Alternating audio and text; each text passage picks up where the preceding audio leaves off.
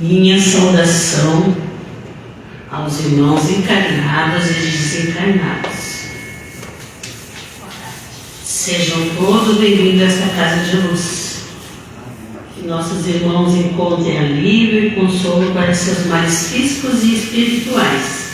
E para aqueles irmãos que aqui chegam pela primeira vez, encontrem o auxílio que necessitam. Estamos com um probleminha aqui, né? Todo mundo pode ouvir. Mas vamos tentar continuar. Primeiramente, vamos fazer um aviso do estudo da doutrina espírita, que começou no dia 9 de março para jovens de 12 a 17 anos e iniciantes em todos os demais grupos. É à tarde, das 13h30, nas segundas-feiras, e à noite, às 19h30. Aos sábados, é às 16 horas. Informações com Neuza, Julie, Ana Jardim e Juarez. Também temos a evangelização infantil. Tragam seus filhos, netos, sobrinhos. Vamos plantar a semente do cristianismo no coração dessas crianças, de 7 a 12 anos. Iniciou dia 14 de março. A inscrição é na sala das crianças. Pedimos também que os irmãozinhos tragam suas garrafinhas de água, né, irmãos? Que essas águas vão ser fluidificadas, vocês vão poder levar para casa, renovar. Todo dia tomar aquela aguinha que foi fluidificada aqui, já ajuda muito, tá? Nos nossos tratamentos. Pedimos então que desliguem seus celulares para que não haja interferência.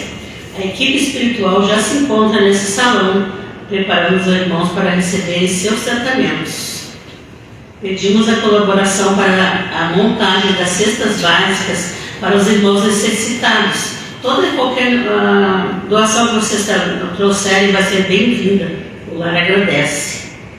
Então vamos elevar nosso pensamento a Deus, colocando em nossa tela mental tudo aquilo que aqui viemos buscar, abrindo a mente e o coração para que estejamos receptivos ao tratamento.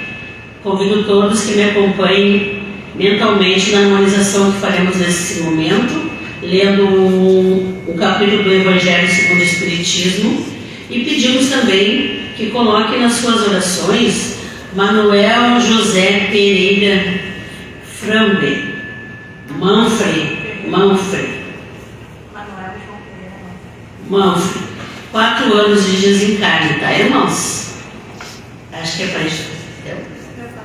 O pai da nossa irmã Fernanda, que vai fazer a palestra para nós hoje.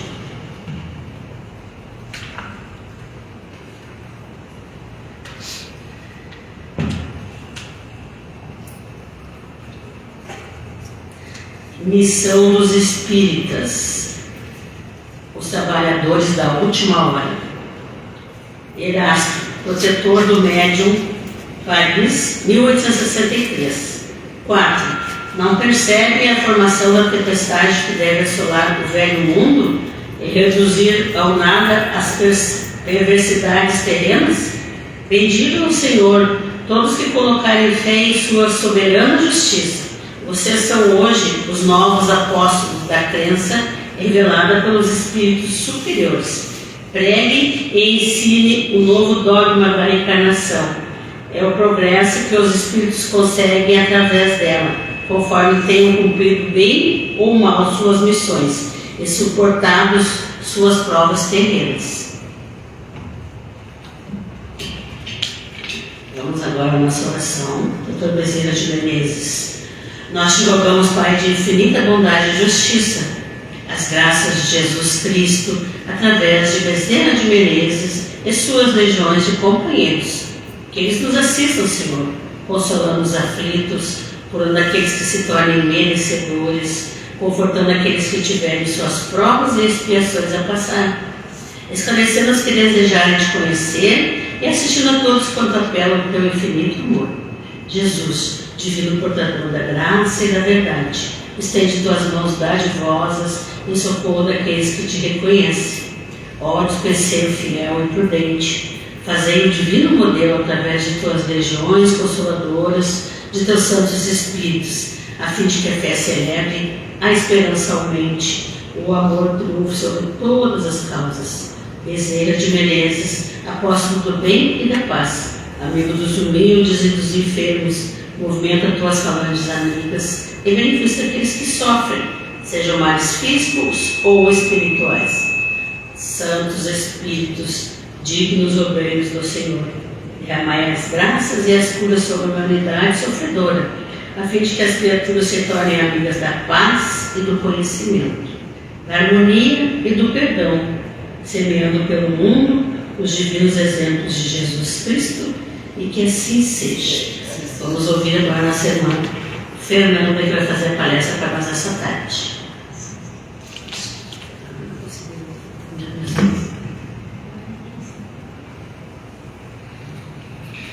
Boa tarde, meus queridos irmãos. Boa tarde. Antes de tudo, eu gostaria de agradecer do fundo do meu coração a presença de todos vocês aqui nessa tarde de hoje. E eu queria deixar para vocês 3 coisas que eu tenho muito orgulho de vocês estarem aqui, porque a vida oferece muita coisa e é muito fácil a gente se apegar em qualquer uma delas. E só o fato da gente estar aqui hoje, todos reunidos, procurando saber um pouco mais sobre a vida espiritual, nos entregarmos um pouco mais aos ensinamentos de Jesus, todos nós já somos vitoriosos. E eu tenho certeza que o Pai, o nosso grande Pai, também tem orgulho de todos vocês. Eu queria que vocês soubessem que vocês todos são muito especiais para nós aqui no lar. Vocês não imaginam a alegria, o quentinho que dá no nosso coração quando a gente chega aqui e vê os rostinhos de vocês, nossos irmãos, que estamos todos juntos nessa mesma caminhada, dia por dia, às vezes errando, às vezes acertando, mas não desistindo nunca.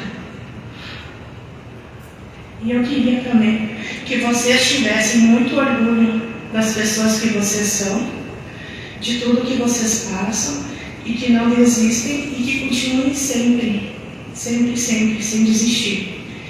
Que a gente foi criado para viver em sociedade.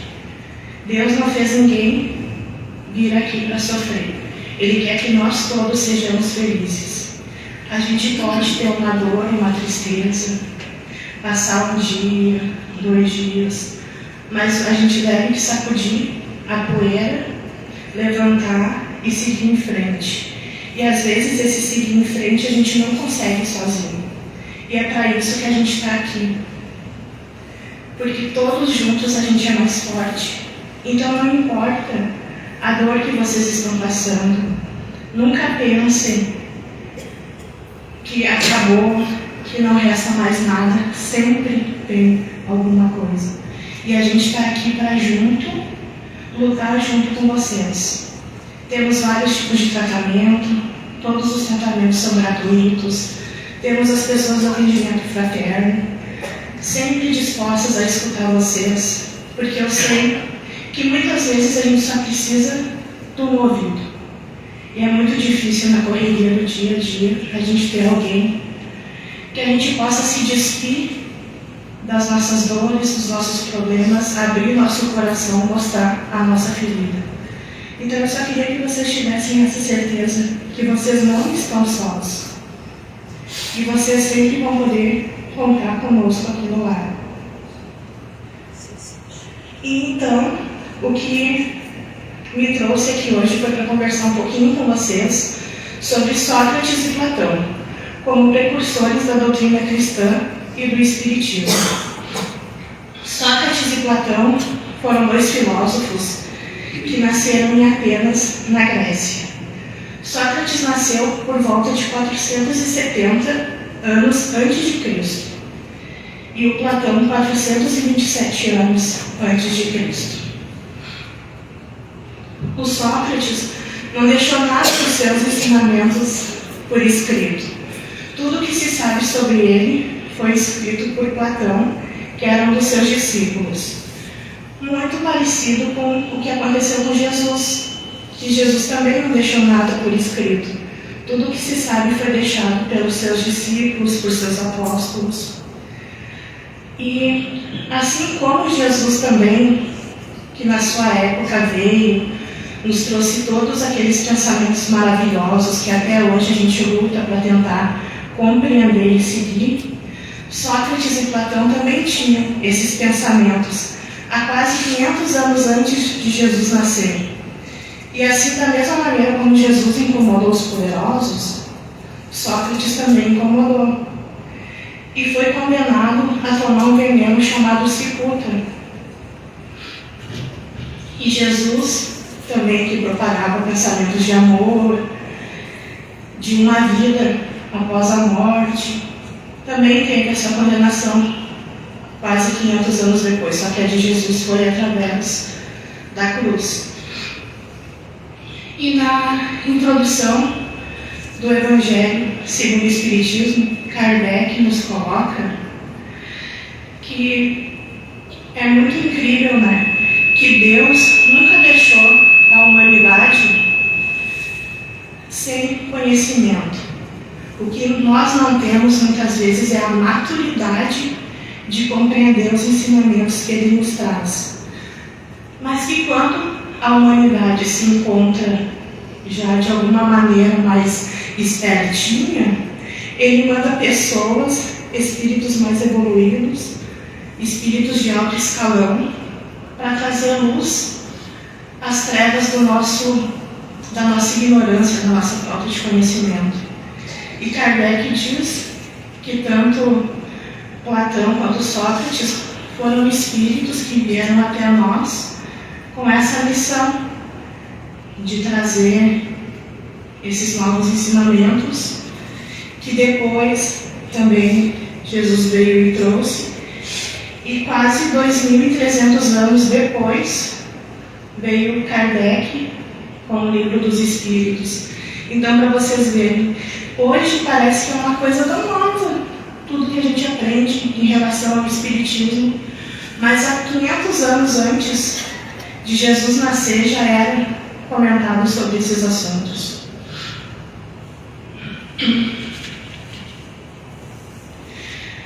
E eles vêm para quê? Para nos ajudarem a elevar a nossa moral, a nossa intelectualidade, nos trazer a verdade, porque é só a verdade que liberta a gente. Conhecereis a verdade e ela vos libertará, não é mesmo?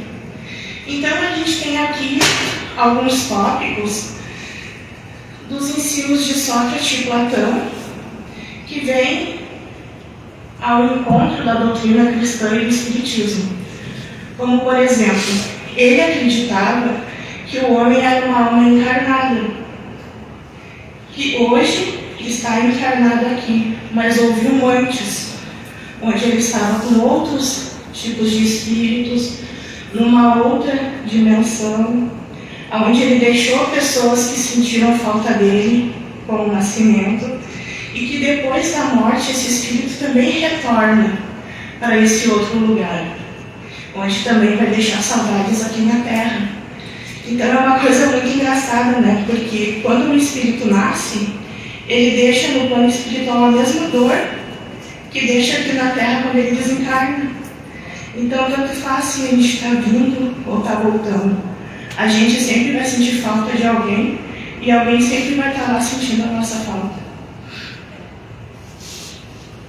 Ele coloca também que a alma se perturba e se atrapalha quando encarnada ela se liga a muitas coisas materiais.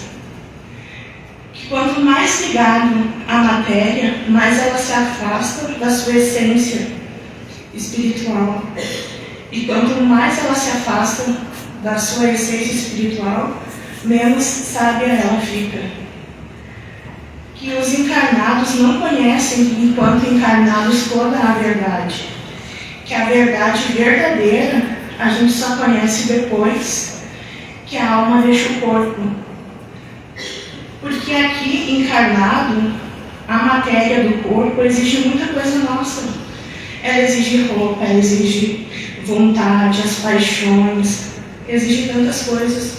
E no meio desse turbilhão de sentimentos, de emoções, muitas vezes a gente se torna corruptível a tudo isso e acaba se afastando daquilo que é mais importante.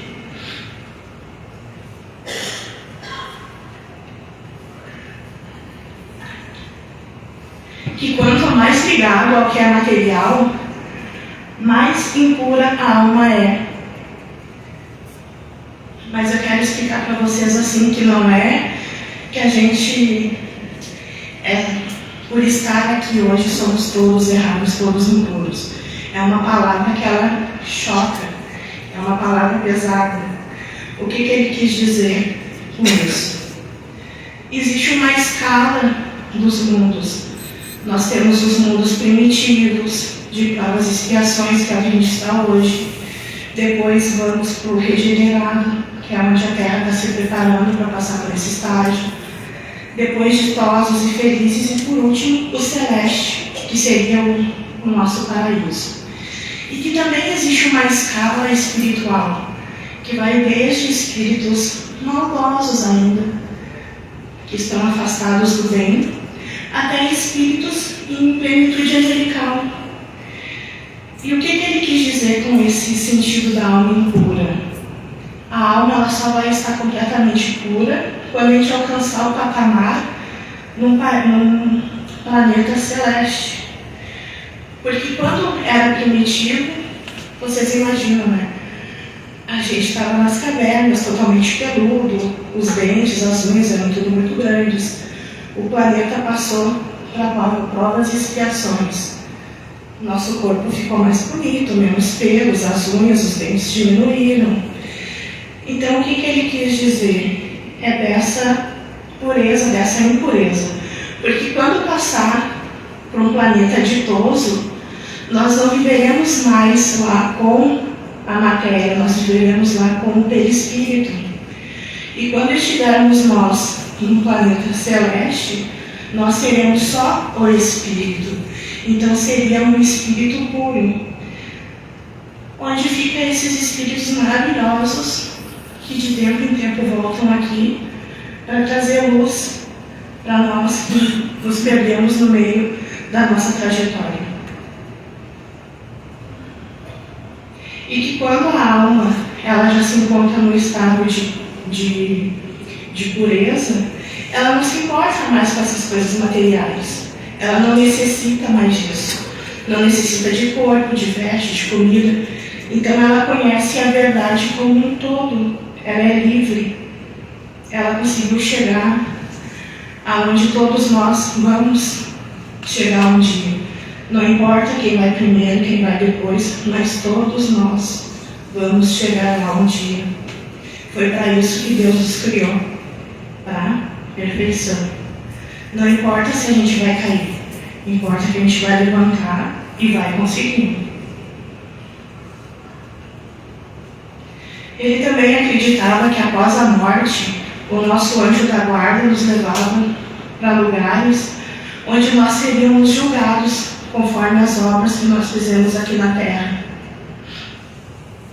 E que entre uma encarnação e outra, a gente ia ir retornando a um corpo material. E que os espíritos, eles vivem, enquanto desencarnados, entre o céu e a terra. E que Deus se comunica com todos nós através desses espíritos mais elevados, seja por sonho, seja por intuição. E ele também defendia a ideia que todos nós temos que cuidar mais da nossa alma do que do nosso corpo. Eu não estou dizendo, não vamos cuidar do corpo, vamos ser desleixados com ele. Não, não é isso. Ele quis dizer cuidar mais da alma, porque a nossa alma é imortal. O corpo ele vai durar, cuidando muito bem, uns 100 anos. Só que a alma ela vai passar vida após vida, o nosso espírito vai continuar o mesmo. Então que a gente cuide do nosso corpo, mas que o nosso principal foco seja cuidar a nossa reforma íntima, o nosso crescimento moral, intelectual. Porque a única coisa que fez com que nós estejamos aqui encarnados hoje é aprender a fazer o bem e amar o próximo. se a gente ainda não consegue amar, que a gente respeite o próximo, né? E um dia a gente vai estar conseguindo amar. Que a gente sempre empreste nossos corações a Jesus, a Deus, e peça para Ele, que é o grande oleiro, né? Nós somos a sua argila, para ir nos moldando. E claro, não podemos entregar essa responsabilidade somente para Ele. Cabe a nós querermos e cabe a nós lutarmos para fazer tudo diferente. Ele também acreditava que depois da alma, que é imaterial, depois da morte, a alma que é imaterial, ela retorna para um lugar imaterial e invisível. E que a matéria, depois de se decompor, ela retorna junto para a matéria que fica aqui na Terra. E que quanto mais ligado a assuntos do bem, a pessoa mais espiritualizada, melhor é o desencarne dela. E que quando a pessoa é muito ligada ao que é material, ela acaba ficando pelos lugares que ela gostava de frequentar, aonde o coração dela está, né? Se o nosso coração está em Jesus, em um plano espiritual mais elevado, a gente se comprometendo a ser melhor a cada dia, a gente sabe para onde vai. Agora, se a gente é muito apegado a tudo aqui da Terra, a gente pode, depois de em espírito, ficar vagando por esses lugares. Ele também dizia que se a morte fosse uma dissolução completa do corpo e da alma, ia ser muito vantajoso para aquela pessoa que é má e cheia de vícios. Porque aí seria o fim. Ela não teria nada para se regenerar, nada para tentar corrigir. E seria injusto com aquela pessoa que sempre fez as coisas, tentou ser mais correta. Então, que ele acredita que a morte não pode ser uma dissolução, porque de duas uma, ou a gente entraria num estado de sono sem sonho, não aconteceria nada, ou nós iríamos para um lugar onde vamos colher os frutos do que aqui a gente plantou e onde vamos encontrar as pessoas que são para nós boas, as pessoas que a gente ama, e que também vamos encontrar aquelas pessoas que nós temos algum desafeto. Que após a morte, o espírito ele guarda os traços do caráter, das aflições, das coisas boas que ele fez aqui, enquanto vivo. Por exemplo, eu morri hoje. Quando eu chegar do outro lado, eu vou continuar sendo a Fernanda, a gordinha, que tem os amigos, que é a guiada.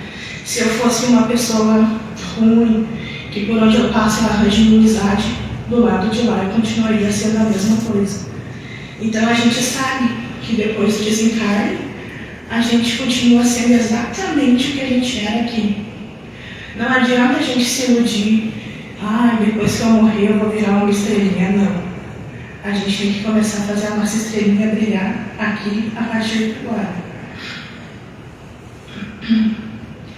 Ele também dizia uma coisa que é incrivelmente linda e que veio junto depois de quase 500 anos através de Jesus e que é totalmente reiterado nas obras do Kardec. Que ele deixava assim que a gente nunca deve retribuir a injustiça com injustiça.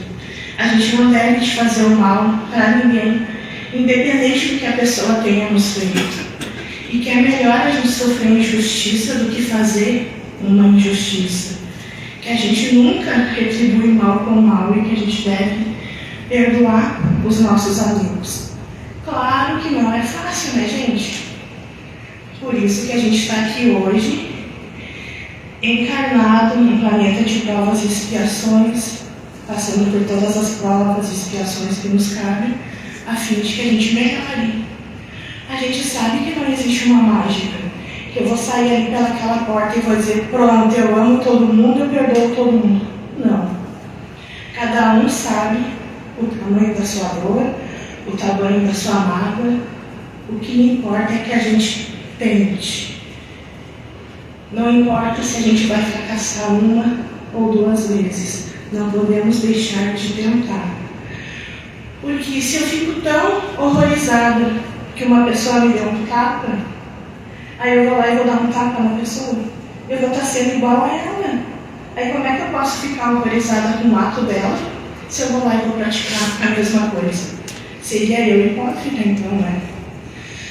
Se eu acredito que existe um Deus, que existe um Jesus, que todo mundo tem um anjo da guarda, eu tenho que acreditar nessa lei de amor, na lei da ação e da reação, que quando Deus nos coloca aqui na Terra, Ele não larga a pessoa e larga. Não. Existem inúmeros espíritos de luz ao nosso lado, sempre nos ajudando, nos apoiando, nos intuindo.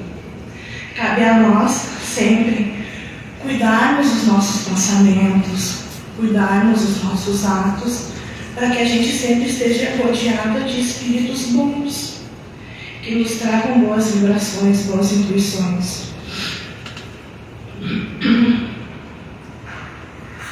E com essa fala, Sócrates e Platão já traziam naquela época para nós o exemplo da caridade, que é como Kardec deixa para nós na sua obra, que fora da caridade não há salvação. E todos nós já sabemos, mas é sempre bom repetir, que a caridade ela não é somente bens materiais. Quando uma pessoa está hospitalizada, tu vai visitar a caridade. Um bom dia, uma boa tarde, para uma pessoa em situação de rua, é caridade. Quando aquela pessoa te incomoda e tu consegue ficar quieto e reza e pede para Deus te dar força e iluminar o abençoado que te testa, porque é aquele que te faz evoluir. Isso é caridade.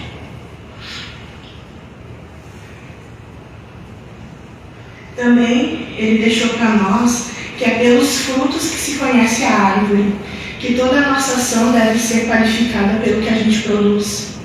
Então eu posso chegar aqui na frente e fazer de conta que eu sou uma árvore que dá bons frutos. Mas aí vocês vão me ver ali na rua, uma pessoa fechou em mim, eu já xinguei a pessoa. Alguém me pediu uma moedinha, eu já falei, vai trabalhar? E aí, eu posso estar aqui parecendo uma árvore bem frondosa, mas é pelos meus frutos que vocês vão ver a qualidade da árvore que eu sou. E a gente sabe que a gente não está falando de árvore, né? É um sistema, é algo pejorativo. A gente está falando de nós mesmos, né? Que a gente só sabe o quanto a gente é bom pela a obra que a gente faz. E não adianta, nessa altura do campeonato, a gente falar assim, mas eu não faço mal nenhum. Mas aí se tu não faz o bem, aí do que adianta, né? A gente também não pode estar aqui encarnado como se fosse realmente um pezinho de couro plantado que não faz nada. A gente tem que fazer alguma coisa. Mesmo que a gente erre tentando, mas que a gente nunca desista e tente até conseguir fazer certo. A gente pode desistir de qualquer coisa, menos de nós mesmos. A caminhada é única e exclusiva. O mérito é individual. Então ninguém pode fazer por mim aquilo que eu tenho que fazer. Ele também nos coloca que a riqueza é um grande perigo, que a alma que ama muito a riqueza, ela não ama a si própria, porque apegada na riqueza, ela se afasta do seu eu interior, da sua realidade que é espiritual. Gente, com isso eu não estou dizendo que a gente não pode ter um conforto em casa, que a gente não pode ter um tênis que a gente gosta, uma roupa, não é isso. Eu estou falando daquelas pessoas que são extremamente apegadas ao material, que se come uma banana não bota nem a casca fora, que tu tem certeza que a pessoa morreu hoje, amanhã está dentro de casa, de tão apegada a tudo. É esse tipo de coisas que eu estou falando. Claro, encarnados aqui nós temos as nossas necessidades e temos que saciá-las, né? Mas sempre aquilo que é necessário. Eu não preciso ter 50 pares de tênis para ser feliz. Eu não preciso ter 2 roupeiros de roupa para ser feliz. Ele também fala que Deus fica muito feliz ao ver a alma que tenta se modificar moralmente e intelectualmente. Que isso deixa ele muito mais feliz ver a gente tentando do que a gente oferecendo sacrifícios ou orações vazias. Que o que ele quer é único e exclusivamente o nosso coração. Um coração bondoso, assim como ele é e assim como ele nos fez, para a bondade, para o amor.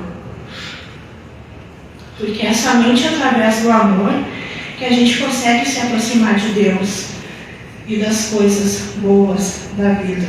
É só o amor que é capaz de transformar tudo e qualquer coisa. A gente pode fazer tudo de qualquer jeito ou pode fazer tudo com amor. E é isso que ele nos pede, que a gente faça sempre tudo com amor. Que a virtude não é uma coisa que nos é dada, porque senão todo mundo seria virtuoso. A virtude é uma coisa que é conquistada através de vidas sucessivas, através da reforma íntima, através de boas ações, e aí sim nós adquirimos. E essa virtude nós também conseguimos adquirir no período que nós estamos na erraticidade. Então, tudo que Sócrates nos deixou, as coisas que Jesus nos deixou, as coisas que o Kardec nos deixou, o que os espíritos nos intuem, tudo sempre gira em torno de nós mesmos. A luta, como diz a Joana de Ângeles, é nossa com a gente mesmo. Se a gente vai errar ou vai acertar, depende de nós. Se a gente vai amar ou odiar, depende de nós. Tudo depende de nós. Tudo é a nossa escolha, tudo é o nosso pensamento.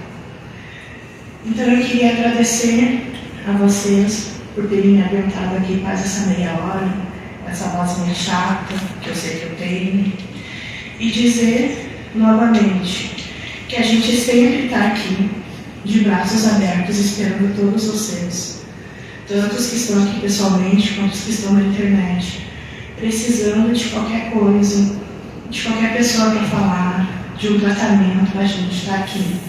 E lembrando sempre que todo tratamento espiritual é bem-vindo, é complementar, mas a gente também não pode deixar de tratar o nosso corpo, de ir no médico, fazer nossos check-ups, tomar nossos remedinhos, porque a gente tem sempre que cuidar do corpo e da alma.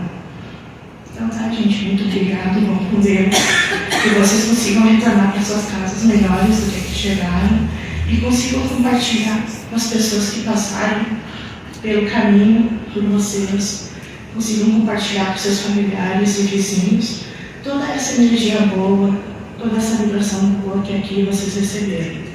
Vão em paz e até semana que vem, se Deus permitir. Obrigada. Que assim seja.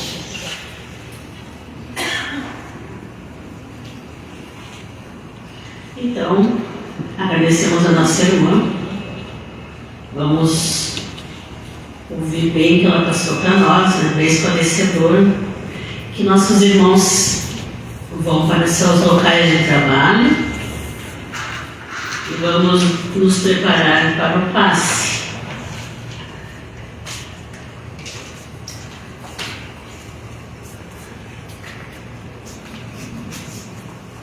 Elevemos o pensamento a Deus na prece de encerramento, para que as energias possam ser coletadas pelos irmãos espirituais, encaminhando a todos os necessitados.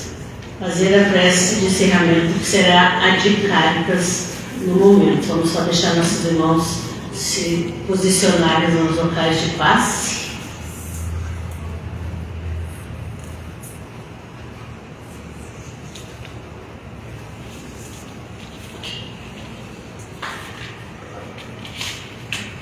Vamos elevar nosso pensamento a Deus. Temos que colocar na nossa tela mental aqueles irmãos que necessitam. Certo, irmãos?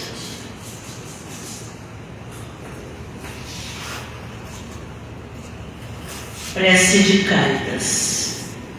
Deus, nosso Pai, que sois todo poder e bondade, dai força àquele que passa pela aprovação, dai luz àquele que procura a verdade. Ponde no coração do homem a compaixão e a caridade. Deus, dai ao viajor estrela guia, ao aflito consolação, ao doente repouso. Pai, dai ao culpado o arrependimento, ao espírito a verdade, à criança o guia, ao órfão o pai. Senhor, que vossa bondade se estenda sobre tudo que criaste. Piedade, Senhor, para aqueles que vos não conhecem, esperança para aqueles que sofrem, que vossa bondade permita aos Espíritos Consoladores derramarem por toda a parte a paz, a esperança e a fé. Deus, um raio, uma faísca do vosso amor pode abrasar a terra, deixar-nos beber nas fontes dessa bondade fecunda e infinita, e todas as lágrimas secarão, todas as dores se acalmarão. Um só coração, um só pensamento subirá até vós, como um grito de reconhecimento e de amor. Como Moisés sobre a montanha, nós vos esperamos com os braços abertos. Ó poder, ó bondade, ó beleza, ó perfeição. E queremos de alguma sorte merecer a vossa misericórdia. Deus, dai-nos a força de ajudar o progresso, a fim de subirmos até vós. Dai-nos a caridade pura, dai-nos a fé e a razão, dai-nos a simplicidade que faz de nossas almas um espelho onde se deve refletir vossa puríssima imagem, e que assim seja. Ministrado paz, irmãos, todos vão em paz com Deus. Os irmãos que têm atendimento fraterno, passe isolado e passe magnético podem se dirigir aos locais de tratamento, irmãos. Quem é que tem os tratamentos?